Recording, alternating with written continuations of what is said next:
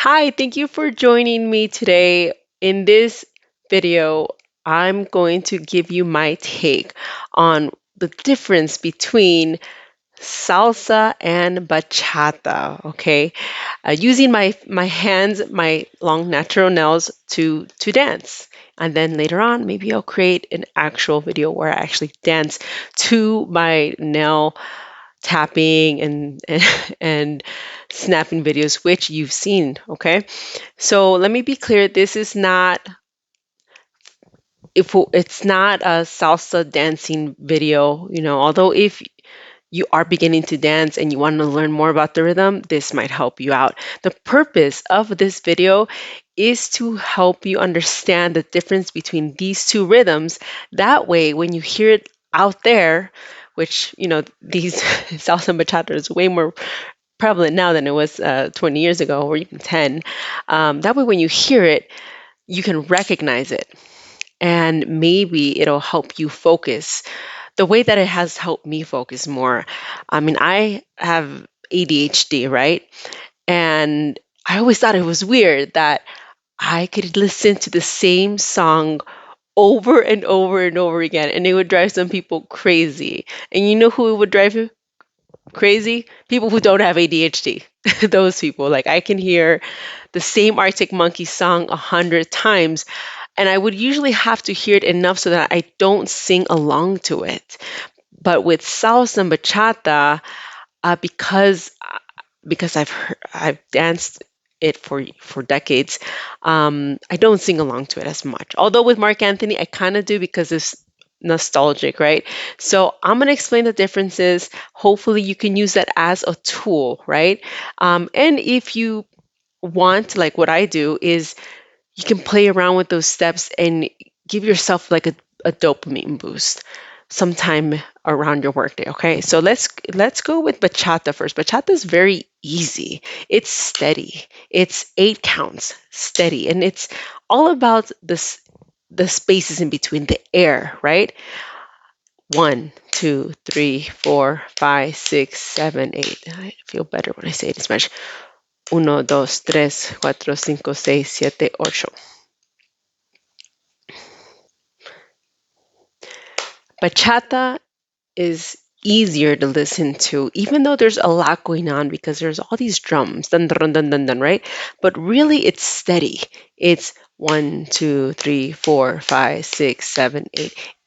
It's about those consistent spaces in between the numbers. It's easier if I could count it in Spanish, so forgive me.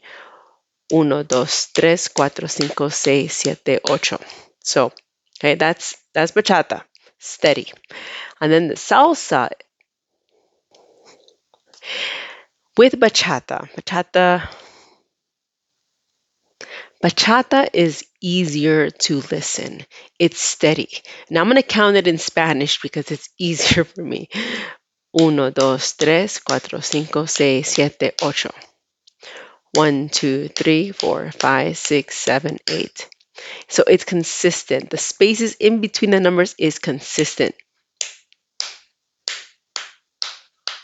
Okay, so it's very easy. Even though there's drums around, right, that goes dun dun dun dun dun dun.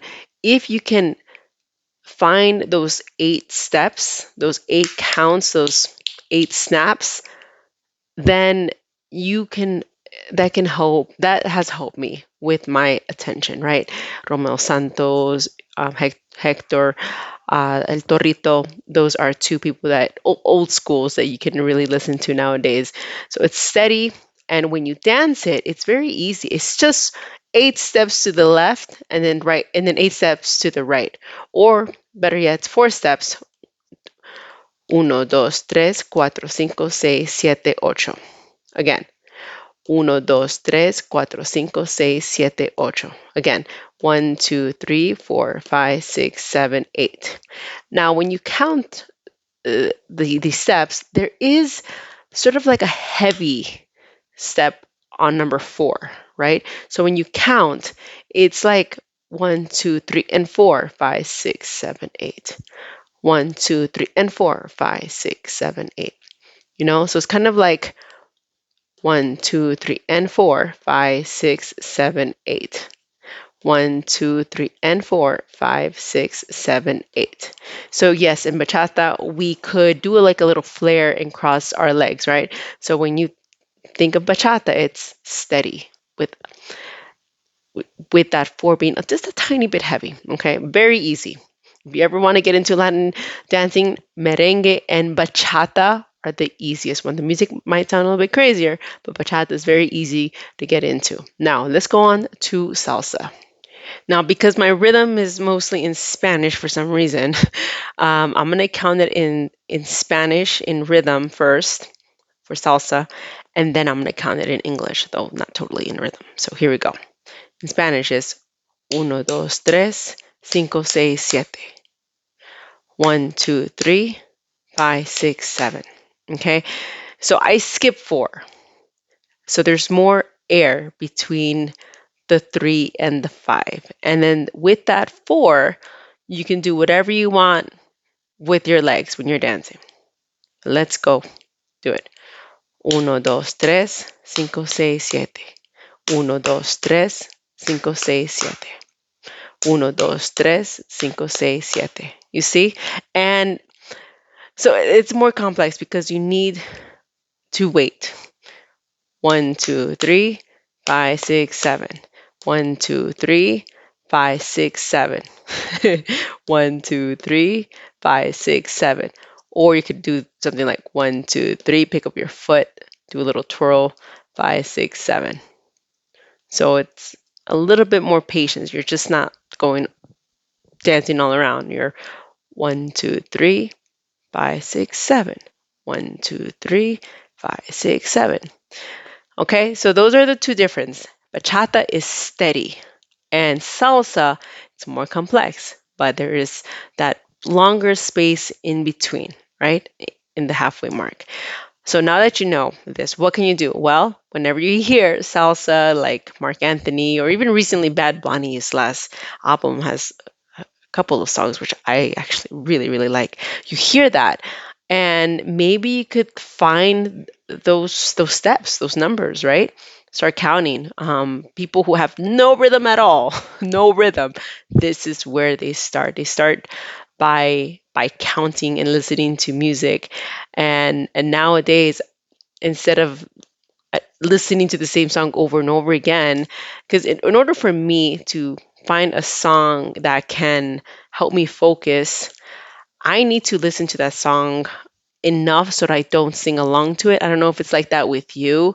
I went through phases with Coldplay, with Nirvana, and I can't listen to it in the background without singing along because I just haven't heard it enough, you know?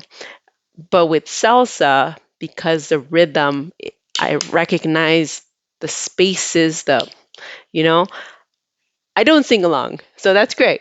So those are the two differences. I hope you enjoyed that. I hope that maybe you can use that as a tool. And if you're interested in dancing salsa, man, I highly recommend it. I've been dancing for decades. Back in college, I would dance 3 to 4 times a week for 4 hours, and it really helped me focus for the rest of the day. It was like a natural medicine for me. And now, whenever I need a quick dopamine hit in the middle of my workday, I just turn on a song and I start dancing. So I'm going to share a couple of videos with you guys. And in the next few weeks, I'm going to start sharing a little bit more on my channel. This has been a great experiment. I just want to thank everybody for tuning in and for watching. And if you're watching and you're not subscribing, please go ahead and subscribe because that will definitely encourage me to produce more. And if you have any requests, go ahead and put that in the comments. I'll be more than happy to see what I can do about it and add it to the queue. All right. So talk to you later. Bye.